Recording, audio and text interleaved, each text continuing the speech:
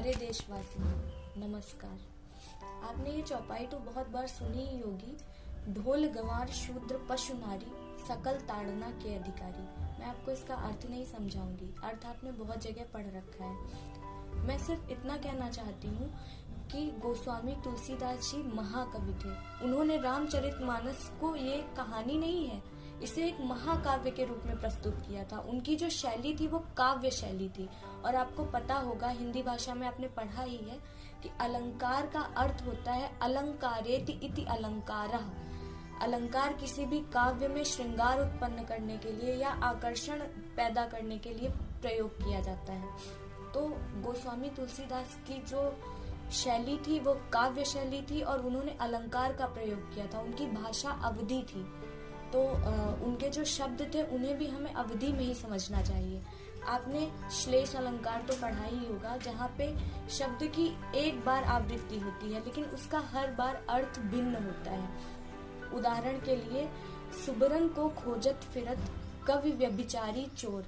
यहाँ पे सुबरन का अर्थ अलग अलग शब्दों के लिए अलग अलग अर्थ में प्रयोग किया गया है। जैसे पहले सुबरन का अर्थ है सुंदर वर्ण। कवि को क्या चाहिए?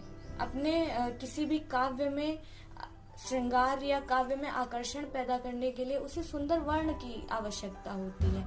ऐसे ही व्यभिचारी को सुंदर वर चाहिए। यहाँ पे सुबरन का अर्थ है सुंदर वर। और चोर को अच्छे अच्छे सुंदर सुंदर आभूषण की आवश्यकता होती है। वो उन्हें देखकर आकर्षित होता है चुराने के लिए।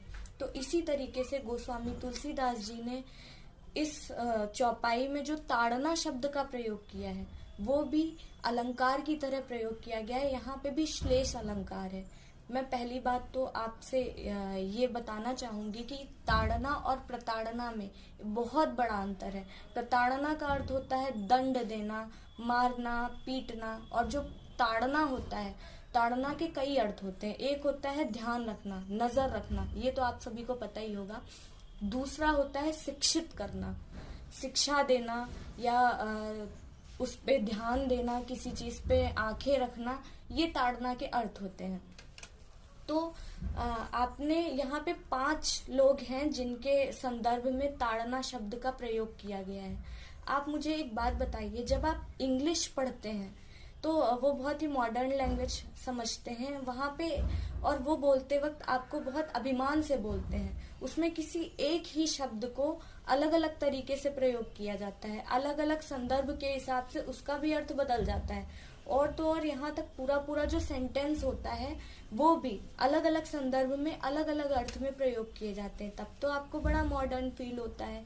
लेकिन जब आप वही हिंदी पढ़ते हैं या आप अवधी भाषा में रामचरितमानस पढ़ते हैं, तब आपको क्यों शर्म महसूस होती है ये एक्सेप्ट करने में कि यहाँ पे गोस्वामी तुलसीदास जी, जो कि एक महाकवि हैं, वो अपने इस महाकाव्य में अलंकार का प्रयोग नहीं कर सकते? ऐसा क्यों लगता है आपको? मैं सिर्फ इतना कहना चाहूंगी। मैं ये नहीं कहती हूँ कि आप भगवान राम को भगवान मानिए या आप आस्तिक ही होइए, लेकिन अगर उन्होंने इतने अच्छे काम किए हैं, इतने अच्छे कर्म किए, तो वो एक महापुरुष भी तो हो सकते हैं ना। तो उनकी कहानी में हम क्यों ये चीज एक्सेप्ट नहीं कर सकते कि जो इतने बड़े कवि हैं वो इतने अच्छी शैली में या अलंकार का प्रयोग करके अपने इस महाकाव्य को और भी अच्छा बना सकते हैं। यहाँ पे अब मैं आपको थोड़ा सा इस बारे में, आपको यहाँ पे 5 अर्थों में गोस्वामी तुलसीदास जी ने ताड़ना का प्रयोग किया है, लेकिन आपको सिर्फ 2 से प्रॉब्लम है। एक है शूद्र। पहली बात तो आपको शूद्र का अर्थ समझना चाहिए। तो शूद्र होते क्या है आपको ये पता होना चाहिए। आपको ये पता होगा, आपने पढ़ा होगा कि वैदिक काल में हमारे वेदों में जो व्यवस्था थी वो कर्म आधारित थी। किसी भी मतलब कोई जाति नहीं थी, वो कर्म आधारित व्यवस्था थी। आपको जैसे किसी शादी पार्टी में या किसी भी काम को करने के लिए आपको एक व्यवस्था बनानी पड़ती है ना, कि जैसे पंडाल का काम तुम संभाल लेना, खाने पीने का तुम संभाल लेना। तो इसी तरीके से हमारे समाज को चलाने के लिए, जो कि एक बहुत बड़ी जिम्मेदारी थी, तो इसे भी कर्म आधारित व्यवस्था थी। तो शूद्र का अर्थ स्पष्ट वेदों में लिखा हुआ है कि जो भी कठिन परिश्रमी होते हैं, जो बहुत ज्यादा परिश्रम करते हैं, उन्हें शूद्र कहते हैं। अगर मैं कठिन परिश्रम कर पा रही हूँ तो मैं भी शूद्र हूँ, आप कठिन परिश्रम कर पा रहे हैं तो आप भी शूद्र हैं। तो इसे एक जाति से जोड़ देना बिल्कुल गलत है। ये तो हमारी अपनी मानसिकता है, हमारी अपनी सोच है। वेदों में शूद्र का अर्थ यही था, जो कठिन परिश्रमी होते हैं उन्हें शूद्र कहते हैं। तो रामचरितमानस में यहाँ पे ताड़ना के लिए जो प्रयोग किया गया है शब्द, वो उसका अर्थ ये है कि जांचना, परखना, नजर रखना। मैं एक उदाहरण दूंगी, ऐसे तो बहुत सारे उदाहरण हैं, लेकिन मैं आपको एक सटीक ऐसा उदाहरण दूंगी जिसमें बहुत ही ज्यादा परिश्रम की आवश्यकता होती है। जैसे आप किसी मिस्त्री को रखते हैं अपने सपनों का महल, अपना घर बनाने के लिए, तो आपको बहुत सारी आशाएं होती हैं कि हमारा घर ऐसा होना चाहिए, वैसा होना चाहिए। तो आप उसके लिए जब भी कोई मिस्त्री रखते हैं तो आप बहुत सोच समझकर उसको जांचते परखते हैं कि ये कैसा है, 4 लोगों से पूछते हैं कि कौन सा मिस्त्री अच्छा रहेगा, तब आप रखते हैं ना।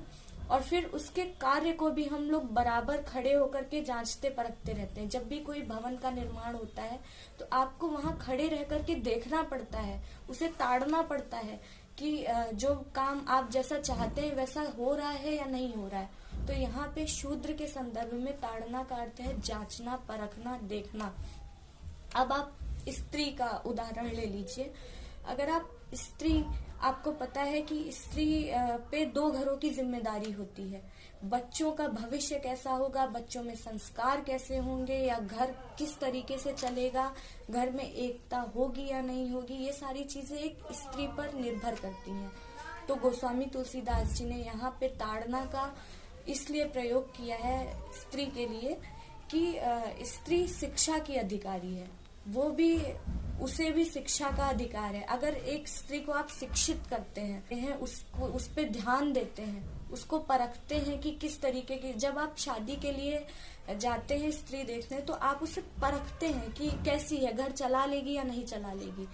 आप उस पे ध्यान देते हैं, उस पे अगर आप समय देते हैं थोड़ा सा और उसे अच्छी शिक्षा देते हैं, अच्छे संस्कार देते हैं, तो वो घर को बहुत अच्छे से चला लेती है, अपनी सूझबूझ से घर को स्वर्ग बना देती है। और वरना वही स्त्री कलह का कारण बनती है, परिवार कई सारे हिस्सों में बंट जाते हैं। तो यहाँ पे स्त्री के लिए जो ताड़ना शब्द का अर्थ है वो यही है कि उसको वो शिक्षा की अधिकारी है, वो ध्यान देने की अधिकारी है। तो अगर आप जांच परख कर मिस्त्री को नहीं लाएंगे और उसके कार्य को बराबर आप नहीं देखेंगे तो जो वो भवन बना रहा है वो अच्छा नहीं बनेगा और वो ढह जाएगा। और मैंने स्त्री के लिए जैसे बताया कि आप उसको, उस पर ध्यान नहीं देंगे, उसको ताड़न नहीं करेंगे, ध्यान नहीं देंगे, अच्छी शिक्षा नहीं देंगे, अच्छे संस्कार नहीं देंगे, तो वो जिस भी घर में जाएगी उस घर में कलह होगी और घर टूट जाएगा। आप कोई भी कविता पढ़ते हैं, अगर आप 10 लोगों से पढ़वा कर देख लीजिए तो 10 लोग उसका अर्थ अलग तरीके से समझेंगे। तो वो हमारी समझ पर निर्भर करता है। लेकिन किसी कवि ने क्या सोचकर लिखा, किस भावना के साथ लिखा, बस मैं आपसे वही बताना चाह रही हूँ। और कुछ लोग अलग तरीके से समझ लेते हैं तो वो तो अपनी अपनी समझ के हिसाब से है। लेकिन कुछ लोग ऐसे भी हैं जिन्हें कुछ भी समझ में नहीं आ रहा है, लेकिन फिर भी वो कुछ भी अपने मन से बना करके उसका अर्थ निकाल करके कुछ भी ऐसे ही भ्रामक बातें फैलाते हैं समाज में। तो बस आप सावधान रहिए, ऐसी भ्रामक बातों से बचिए, उन्हें आप ग्रहण करने से बचिए। बाकी तो आप खुद ही समझदार हैं, आप खुद भी अर्थ निकाल सकते हैं। राजनीति जितनी ना हो ऐसी बातों पर, किसी की श्रद्धा पर, तो उतना ही अच्छा रहेगा। तो मेरी आपसे यही विनती है कि आप आस्तिक हो या नास्तिक हो, आप किसी चीज में विश्वास रखते हो, श्रद्धा रखते हो या ना रखते हो, वो तो एक अलग मैटर है। लेकिन मैं सभी धर्मों का बराबर सम्मान करती हूँ। आप किसी भी धर्म में, आपको क्यों प्रॉब्लम है अगर किसी की श्रद्धा उसमें है, आप श्रद्धा को क्यों टारगेट करते हैं बार बार। किसी की भी श्रद्धा को ठेस मत पहुंचाइए, चाहे वो कोई हिंदू हो या मुस्लिम हो या सिख हो, कोई भी धर्म हो, उससे फर्क नहीं पड़ता है। लेकिन जो धर्म ग्रंथों में जो बात सही है उसे भी आप गलत अर्थों में निकाल कर या उसे टारगेट करके बार बार एक गलत मैसेज देना, ये चीज गलत है। अभी हाल ही में अडानी जी के लिए जो हिंडनबर्ग रिपोर्ट थी, मैं यहाँ पे अडानी जी की ना समर्थक हूँ और ना ही उनकी विरोधी हूँ। वो क्या थे क्या नहीं है, सही है या गलत है, उससे मुझे कोई मतलब नहीं है और ना मैं इसे जांचने के लिए बैठी हूँ। लेकिन मैं आपको यहाँ पे लेख की या किसी भी जो कोई रिपोर्ट आई है या जो भी लेख है, मैं उसकी ताकत आपको दिखाना चाहती हूँ। अडानी टॉप पे थे और सिर्फ एक रिपोर्ट, हिंडनबर्ग रिपोर्ट आई और रातों रात वो टॉप 10 में भी नहीं रहे। तो ये होती है एक लेख की ताकत। आपको पता होगा जब मुगलों ने आक्रमण किया या जब अंग्रेजों ने आक्रमण किया हमारे इस समृद्ध इनक्रेडिबल इंडिया पर, तो सबसे पहले क्या किया, जो हमारी यूनिवर्सिटी थी, महाविद्यालय थे, नालंदा, तक्षशिला, तो इनकी पुस्तकालय में आग लगा दी गई थी। ये चीज आपको पता होगी, इतिहास में आपने पढ़ा होगा। तो हमारे जो धर्म ग्रंथ की जो मूल प्रतियां थी वो जला दी गई। क्यों? और हमारे जो ग्रंथ थे या वेद या पुराण, उनके साथ छेड़छाड़ की गई, क्योंकि लेख जो है वो हमारे दिमाग में, हमारे माइंड में ये फिट करता है कि किस तरीके का समाज रहा था। वो सबसे ज्यादा इफेक्ट डालता है हमारी एक सोच विकसित करने के लिए। किसी भी चीज के बारे में जो हमारी सोच है डेवलप होती है, वो कैसे होती है, या पढ़कर, सुनकर, देखकर। तो हम लोगों ने तो जो पढ़ा वही समझा, तो आप उसको गलत सेंस में क्यों पढ़ रहे हैं? आपको पता होगा गोस्वामी तुलसीदास जी ने अवधी भाषा में पूरा इस महाकाव्य की रचना की है। उन्होंने इसकी व्याख्या नहीं की है।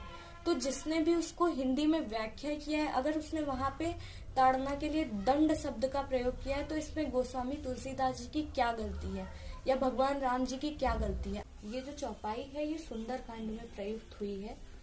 जब भगवान राम समुद्र से रास्ता मांगते हैं, 3 दिन एक शिवलिंग स्थापित करके 3 दिन हाथ जोड़कर बराबर प्रार्थना करते हैं, समुद्र देव से विनती करते हैं कि मुझे रास्ता दे दीजिए।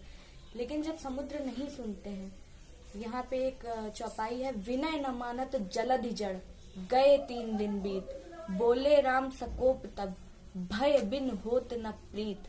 तब भगवान राम अपना धनुष उठाते हैं और प्रत्यंचा चढ़ा देते हैं। तब समुद्र डर कर तुरंत प्रकट होते हैं, हाथ जोड़कर भगवान से विनती करते हैं। तो ये जो बात है ये समुद्र ने कही है और उसे गोस्वामी तुलसीदास जी ने प्रस्तुत किया है कि समुद्र देव ने क्या कहा था। तो इसमें भगवान राम की क्या गलती है? उन्होंने तो कुछ भी नहीं कहा। और गोस्वामी तुलसीदास जी एक महाकवि हैं, तो उन्होंने काव्य की शैली में, व्याकरण में अलंकार का प्रयोग करते हुए इस बात को प्रस्तुत किया है कि क्या कहा था समुद्र देव जी ने। एक ऐसा महापुरुष, एक ऐसा पुरुष जिनके मन में स्त्रियों के लिए इतना सम्मान था, जिनका पूरा जीवन ही आदर्श है, वो भला स्त्रियों का अपमान कैसे कर सकते हैं? कहाँ उन्हें राजगद्दी मिलने वाली थी, उनका राज्याभिषेक होने वाला था, लेकिन कैकेयी के सिर्फ एक वचन की वजह से रातों रात उन्हें 14 वर्ष का वनवास मिल गया। वनवास में इतने कष्ट काटकर, इतना कुछ झेल कर जब वो आए 14 वर्षों के बाद, तो अपनी 3 माताओं में से सबसे पहले वो जिस माँ से मिले, जिनके चरण स्पर्श किए, वो थी कैकेयी। और उनसे कहा उन्होंने, 100 बार धन्य है एक लाल की माई, जिसने जना भरत सा भाई। तो इतना सम्मान। अहिल्या, जिनको उनके पति गौतम जी ने गलत मानकर शिला होने का श्राप दे दिया था, पत्थर की नारी अहिल्या पग से श्री राम ने तारी। उन्हें भगवान ने अपनी माँ मानकर उनका उद्धार किया, स्त्री वापस से बनाया और उनके माँ कहकर उनके चरण स्पर्श किए।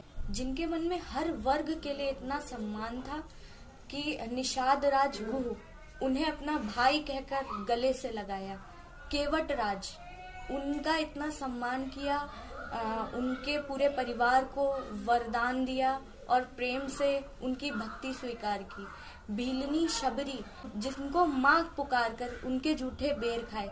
तो जिनके मन में सभी के लिए इतना सम्मान था, वो भला किसी भी महिला को या किसी भी वर्ग को कैसे अपमानित कर सकते हैं? और यदि हमारे मन में किसी के लिए श्रद्धा होगी तभी हम उनके पद चिन्हों पर या उनके अच्छे कर्मों पर, उनके आदर्शों पर चल सकते हैं।